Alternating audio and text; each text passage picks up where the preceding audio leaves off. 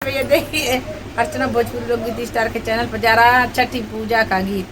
आप लोग देखिए और कमेंट बॉक्स में बताइएगा ये कैसा लगा गीत आप लोग के। छठी मैया बसा जंगा तीरावा गजब निकला गए तीरिया। छठी मैया बसा गंगा तीरावा गजब निकला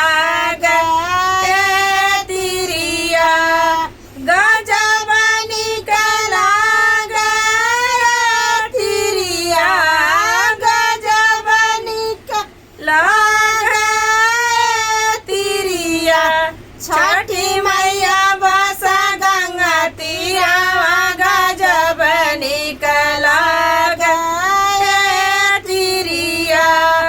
छठी मैया बसा गंगा तीरावा गजब निकला गए तीरिया।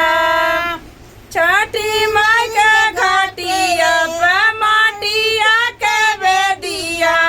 छठी माई के घाटिया पे माटिया के बेदिया। जगमग जरला दिया नवा गजब निकला गए तीरिया। जगमग जरला दिया नवा गजब निकला गए तीरिया। छठी माई के गाई गली घटिया गजब निकला गए तीरिया। छठी मैया आई गंगा तीरावा गजब निकला गए तीरिया। मैया के बेदिया पे फलावा सजावली। मैया के बेदिया पे फलावा सजावली। जगमग जरला दिया नवा गजब निकला गए मैया। जगमग जरला दिया नवा गजब निकला गए तीरिया। गजब निकला गए तीरिया। गजब निकला गए तीरिया।